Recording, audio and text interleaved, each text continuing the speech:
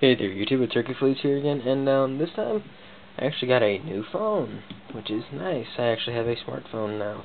But, yeah, I just wanted to give you a quick review of this thing, how it's been performing. I've had it for about a month and a half now, and so I thought I'd show it to you. It is, sorry, let me clean the screen real quick. It is the Kyocera Hydro Life from Metro PCS. It's a pretty nice phone. I've liked it so far.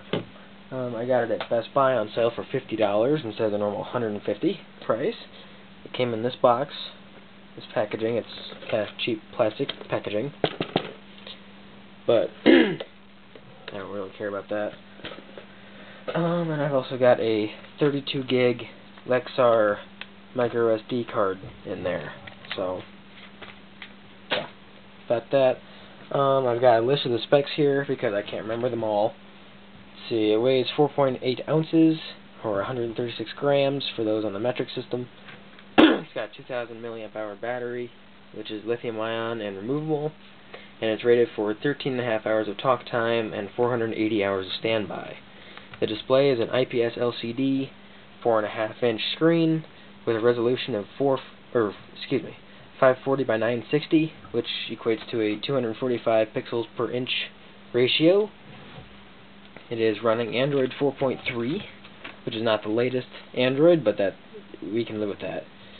For $50, you can live with that. It's got a 1.2 gigahertz quad-core Qualcomm Snapdragon 200 processor, which is not the highest-end Snapdragon processor, but it works. Still a Snapdragon. As far as memory, it's got a raw internal amount of memory of 8 gigabytes. The only available memory to you is 5 gigabytes because of what the operating system takes up. And it's got 1.5 gigs of RAM.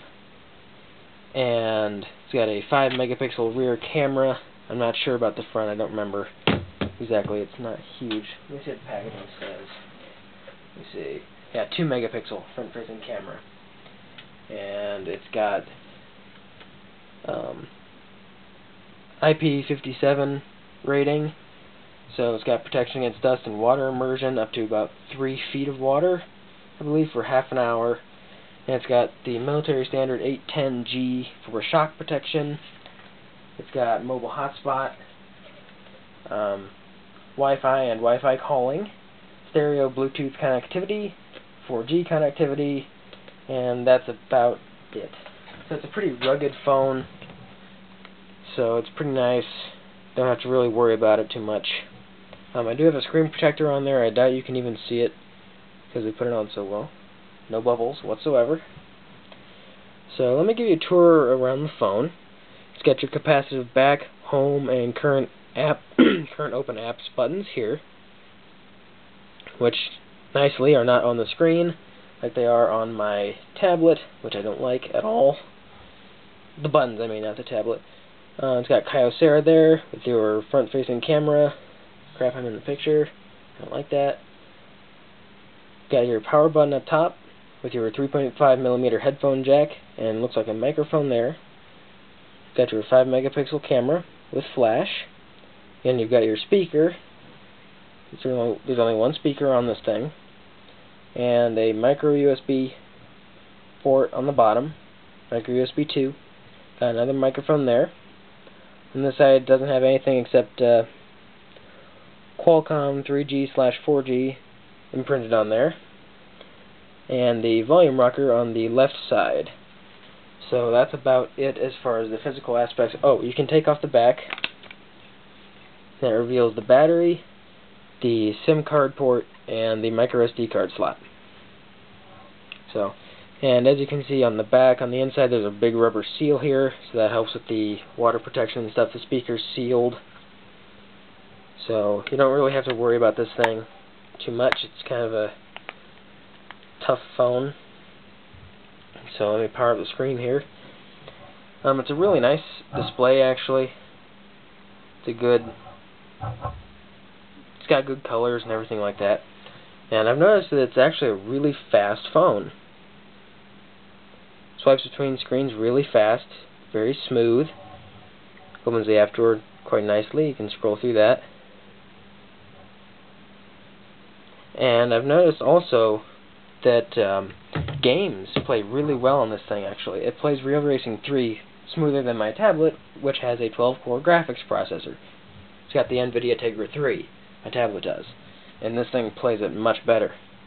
I don't know how or why or anything like that. You won't notice the pixel density, really. I mean, it seems kind of low compared to like the flagships now, like the Galaxy Note 4 and the iPhone 6 and 6 Plus and all that. But you won't really notice that in day-to-day use. This thing looks just fine. Text is crisp. There's no pixelation or anything like that. It's perfectly fine. Let's see. What else do I need to talk about this thing? The speaker gets pretty loud, which is pretty nice. Let's see if I can't give you a demonstration of it. Go to my preferred audio player, which is Jet Audio Player. Fantastic. And I'm just going to play the theme song from Band of Brothers. Max volume.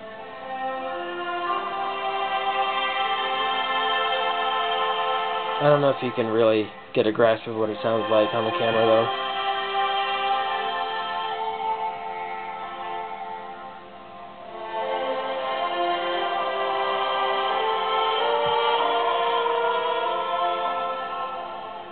Alright, that's all I'm going to play so I don't get copyrighted. Any of that crap. Oh, I've got ADW launcher on here standard. I'm actually going to... well, no. The way it comes, it's almost stock Android. Like I said, it's Android 4.3. It's near stock. Notice I didn't say that it is stock, because it's not.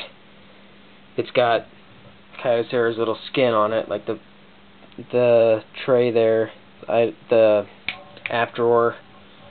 It's a little bit different. Like if you want to put an app on the home screen, you gotta hold it down like you normally do. And then it doesn't just go to the home screen. You gotta go up to Add to Home Screen, and then put it on.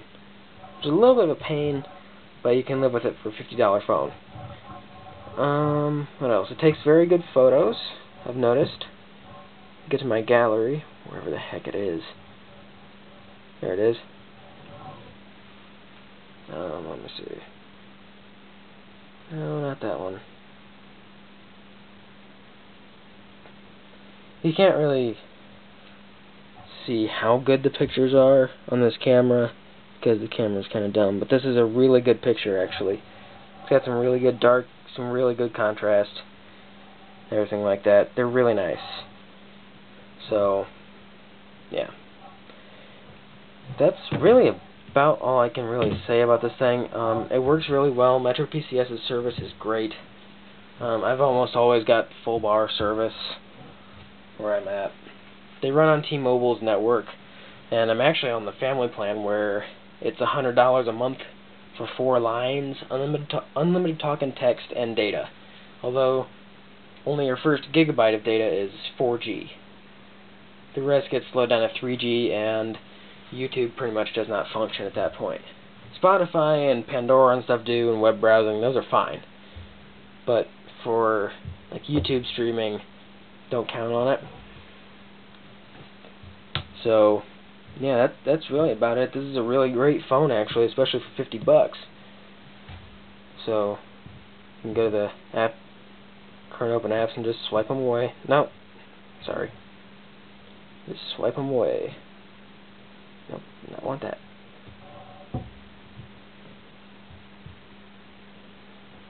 Home screen.